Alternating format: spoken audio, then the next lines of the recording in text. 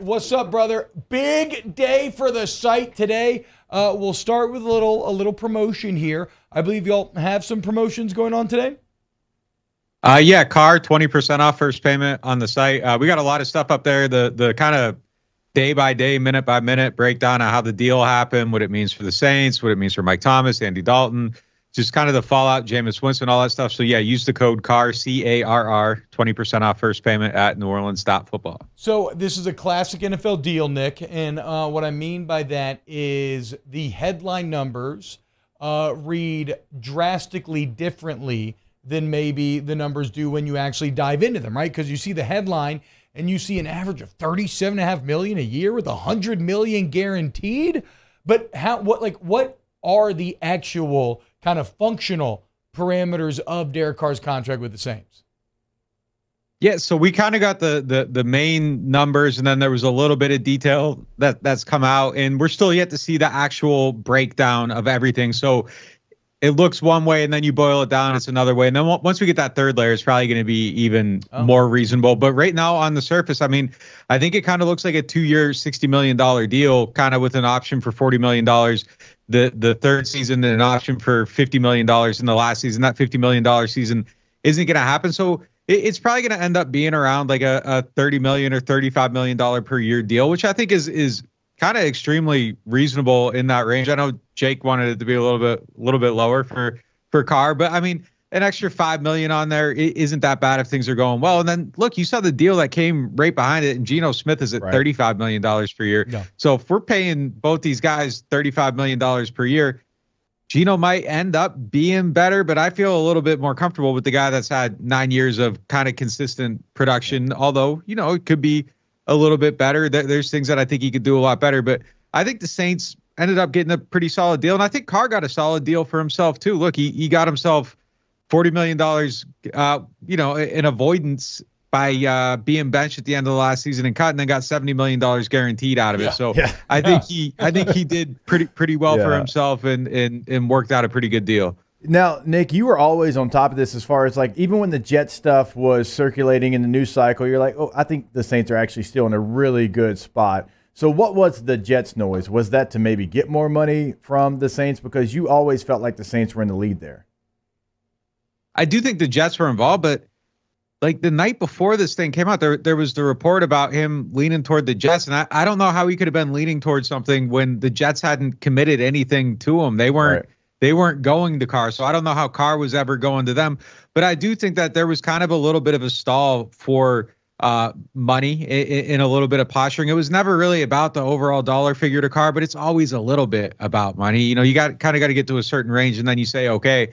I think they were a little bit below that. Late last week at the Combine, they actually started going back and forth on the negotiation for the first time. Seriously, there was a little bit of number trading at the beginning, but Carr was never going to accept that trade. So he ran his process. He met with everyone. I think the offers came in. I do think that the Saints kind of were around that $25-30 million range at the beginning of it. And there just kind of had to be that little bit of push and pull to get it to the other side of it. And they closed the deal. But I think the Saints were always his most serious suitor. And I think he was always most serious about the Saints. I mean, he did like the Jets. I think the Jets were like the number 2 team in contention, but you start boiling it down, you look at their division, who they're up against. They're in the AFC, and they could be a good team and win 8 games. And all of a sudden, Saleh's fired, and it's kind of like being back in the Raiders situation all over again, where there's instability and you don't know who the coaches are and all that stuff. So I think he made the decision that made the most sense for his career as far as having success and everything. But yeah, I don't think the Saints ever fell out of that pole position. And I think getting in there and pushing and being the only team that was willing to trade for him made a very significant impression on him. Talking to Nick Underhill of NewOrleans.football. Nick, earlier in the show, because, whenever conversations about the Saints and a big signing like this prop up, the immediate thing that's brought up is the salary cap. This may be a bit of lazy analysis from me, but I'm like, look, man, nobody spends more time studying the cap than does Kai Harley. Nobody's been better at massaging and finding loopholes than Kai Harley. If he studies it as his entire professional career and deems these deals comfortable for him, well, then who am I to sit here and kind of decry that? But you go a step further than layman. You have a further understanding of how the Saints accomplish these goals. Are you at all worried about the salary cap moving forward? No, zero. I mean, the conversations we need to start having about the cap isn't if they can do it. We know they can do it. We see them do it every single year. So as long as you don't see a global pandemic out there that's creating situations where football stadiums are empty or they aren't playing games and the salary cap isn't coming crashing down, it shouldn't be a conversation of if they can do things. We know they can. They do it every year.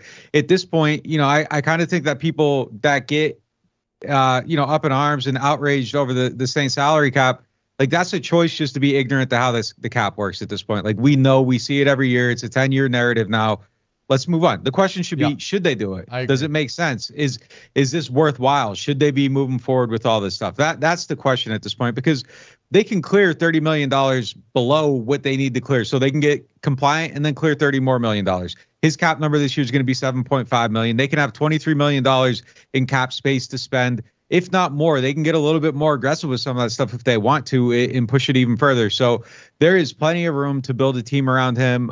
If they want to go for it, they can go all in. $23 million in cap space to the Saints on a free agency market where you're starting from scratch.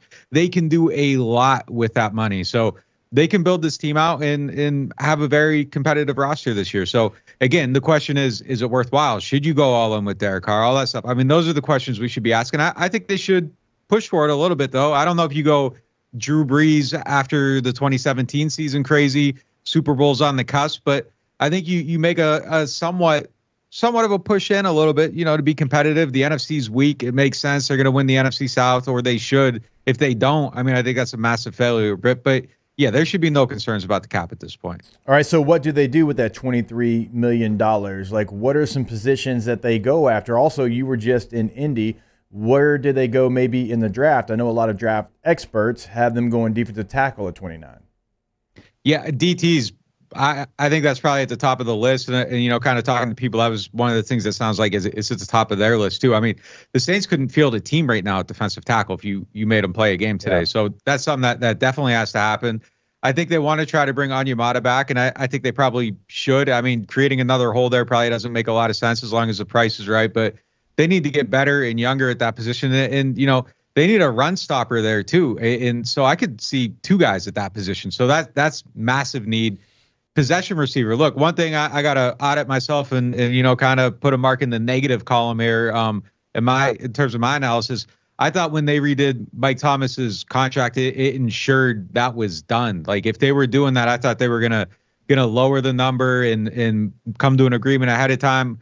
And they didn't. And the deal that he's on now does have to explode, and it's not going to work. And he can't come and make $30 million next year.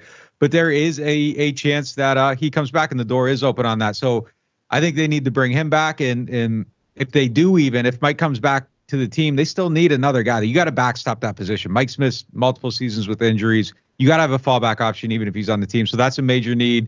And running back, right at the top of the list, huge need. And that's another place where some cap stuff could come into play too. If Alvin's suspended, like he's not counting against the cap during the time he's out. So there's a little bit more money probably coming that way. But yeah. I get younger at that position if I'm them. I'm drafting the guy as if Alvin's doesn't exist. Like I think you need to approach running back that way and kind of have that succession plan. But they're in a decent spot. There's a handful of things they need to address. I think DN's a big need. I get the feeling that they feel a little bit better about some of the guys on their team than I do. But I think that's another spot that they could definitely go. God, the new studio lighting looking great again today, Nick. I mean, the eyes are popping right now. Got to work. Got to show off what I got, man. Let's go, dude. So, Nick, I know sometimes you wait until these moves are official to engage in your beautiful mind studies. Have you done a Russell Crowe, lock myself in a room, watch? I guess what I'm getting at is I'm trying to figure out, right? Because I've been advocating for Carr. And the counterpoints have a lot to do with last season. Because in 21, under Versace, it was great. In 22, it was a massive step back, despite adding Devontae Adams. And it's like, have you done your giant film breakdown yet on maybe why Derek Carr did take such a step back this last year? There's a handful of things. Yeah, I mean, I think in general, he fit better in the Gruden type of offense. And I think there's a little bit more jazz and poetry to that, whereas there was just some option routes, and they allowed him to read the defense more and make adjustments, and they were able to kind of play a little bit more freely, like sort of like how it was with the Saints. Like when Gruden was the coach, like they'd call like 2 plays, and Saints did the same thing with Breeze, the package plays. They'd call 2 plays at the line and kind of allow him to pick one sometimes, depending on what he saw from the defense. And Carr was allowed to do that. And I think one of his greatest assets is sort of how he sees the field and processes things. And surprisingly, Josh McDaniels, I used to cover the Patriots, and I got my hands on their playbook one year, and it was just kind of like everything was set up off of something else. Like there was an option on literally like every route in the playbook. They didn't do that last year in Oakland, and it was kind of rigid, and you had to do things the very specific way. And I just don't think that agreed with him. And, you know, one thing that the Saints do that Gruden also does is they have that kind of famous dot meeting, they call it, at the end of the week, where the coach sits down with the play callers and they go down the list with the QB, and he tells them the things they like and he tells them the things they don't like. And he's kind of part of just generating that plan and feeling comfortable with what they're going to do.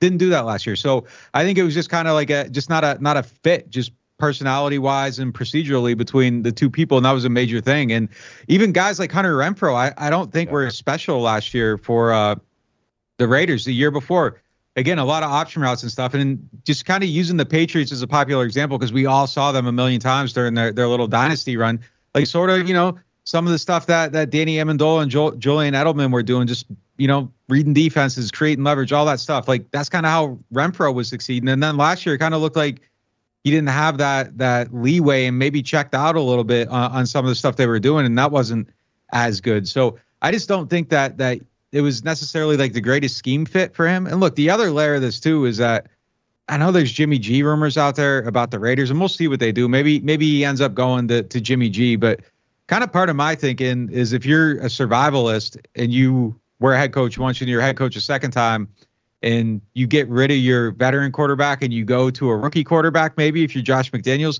that maybe extends your window a couple of years and gives you a little bit more time to figure things out. So that could be part of this too, like as far as why they moved on. But overall, I just don't think that he fit as great with McDaniels as he did with Gruden. And Saints are very similar to the Gruden offense. Hey, Nick, I want to go back to the running back portion of this, because we've talked about that over the last couple of weeks, and you were in Indy, so you got a chance to see some of these guys work out, and it is a very deep class, not only in name recognition, but guys that can go out there and help your team from day one. And you've got a long list of backs that you can find in the 3rd, 4th, even 5th round, I believe. Is there one maybe, though, that you think can fit what the Saints are trying to do more than the other? Because a lot of people like, oh, well, Jahmyr Gibbs looks like Alvin Kamara when he runs. It's like, yeah, but that doesn't always necessarily mean he's going to be a fit. So do you have one that you're kind of paying attention to more than the others right now? Can I kind of say like the Homer thing and just say Tajay? Like, man, he's special. Like he is special. Watching him move, seeing him at the Senior Bowl. Like I think he's just a really good player. I like the fit there. I'm sorry, but like, again, this isn't like the most unique answer, but like I watch Bijan in the man, like I just keep thinking like if he somehow falls to 29, if you somehow can get him, he is a difference maker. I mean, he ran 4.47 and he's a heavy, well-built guy. Like the athleticism is, he's crazy. I mean, the things he can do, I think he's a significant difference maker. Unfortunately, I think he's going to go probably in the top 15, but it is a good year to be looking for a running back, as you said. Like there are a ton of guys out there. And if you want to get 2, and like I think there's a strong case to get maybe a cheaper veteran and draft somebody, just because Alvin is going to miss some time, and maybe rebuilding the depth of that room is important. We saw it last year. Like it just didn't work the way it was going, but it's a good year to be in the market for running backs. There are a lot of guys out there. But yeah, that's a spot where I think just my personal philosophy, I think every 3 years, like you should just draft some guy like in the 3rd round, keep investing in your offensive line, just constantly be young there. And this has nothing to do with Alvin or anybody else. Like I just would never give a second contract to one of these guys, like ever. Like I just think it's a spot where, okay, you give the second contract, you're cool for 2 years. And then by year 3 of that deal, you're kind of looking at it like, man, I don't know. And then the way they do their contracts, so that they balloon in the back end. I just think that's a spot where I would spend on my line and just keep young people in that position and just kind of cycle through it over and over and over. Okay, so this is gonna be my last question. I don't like that, Jake. Yeah, I don't like that, Nick. Chill out with all of that. I mean, honestly, I said running backs. I didn't say fullbacks, man. I didn't say fullbacks. I know. Look, fullback, and you're not. Fullbacks is a thinking man position. You got to block a lot more. You got to do a lot more. So the experience is good at fullback. I'm talking about the running back. Yeah, you don't got to pay them anything. They're cheap labor. We are, but you know what? I mean, honestly though, I really don't even disagree with you, because like you get to that second contract, it's just different at that position. It is what it is. Like if you get to 29, 30, like you've done something special. Like I'll be honest with you, like with each year that passes, like I am very thankful that I was able to get 6 years at that position because man, to get to 5, you're right, to get a second deal, like it's almost impossible unless you're like elite at this point. Nick. Yeah, and then just the mileage catches up, and it's just there's just too many studies on it. It's just kind of if you're a team that's playing with the cap the way they do, like I would be trying to find my advantage as a kind of money ball in it and not spending where you don't need to. But you get someone special like Alvin, and it's kind of impossible not to. That's one of the reasons I hate how they use him because part of that deal in how I liked it at the time because they were kind of using him as a slot receiver as well as a running back and being creative, and then they stopped doing it. It's like the value isn't here the way you're using them. So yeah. Nick, last one here. The offensive line, reading about Derek Carr among coaches and defensive coordinators, there seems to be the idea out there, and it's like any other quarterback, I suppose, right? But maybe they're saying that he's more susceptible than others, that how much you protect Derek Carr is going to directly correlate to the success that he brings you. Are the Saints... They weren't from a grading perspective last year, but injuries and everything else. Are the Saints an offensive line upgrade for Derek Carr over what he had in Oakland? I think so, but I do think so. I think interior pressure is the biggest thing with him, though. If you can keep the interior clean, he's going to succeed. If you don't, he falters. And my biggest knock on him is just kind of how he handles some of the pressure. I think sometimes he speeds himself up a little bit. He gets happy feet, gets forced into some bad decisions, and I think that's a major thing is, if you can keep that interior clean, he's gonna do a lot better. And that's a spot where, I think the Saints need to be aware of it. Like Andrews Pete kind of giving up some of the stuff we've seen over the years could be a little bit more disastrous in this situation. So definitely a direct correlation there. And, the one thing I will say about Carr, like I'm extremely in favor of them signing him, but I think people do need to realize that like he's not a savior of the team. Like he's just someone that I think kind of raises the floor. Yeah. He's someone that probably puts you in the playoffs, and you can win some games because of him. He does have like a decent amount of fourth quarter comebacks and all that stuff, but he's not one of like the top 4 or 5 guys. He is what he is. He's a solid above average starting quarterback, and in the right situation, I think he could be a little better, and some stability I think is going to help him too. But definitely the protection thing is the biggest issue. He doesn't move the way you think he would, like with the 40 time and the athleticism that he has. There was an ankle injury, I think, 2 years ago that kind of changed that a little bit too. So sort of like Tom Brady late in his career, like that was the book on him. Like you get interior pressure and you can beat him. I think Carr has a little bit of that himself. Nick Underhill, NewOrleans.football is the site. Go sign up today. Promo code for 20% off that first payment. Promo code CARR today. Go check it out. Nick, thank you so much, man. Look forward to reading all the analysis.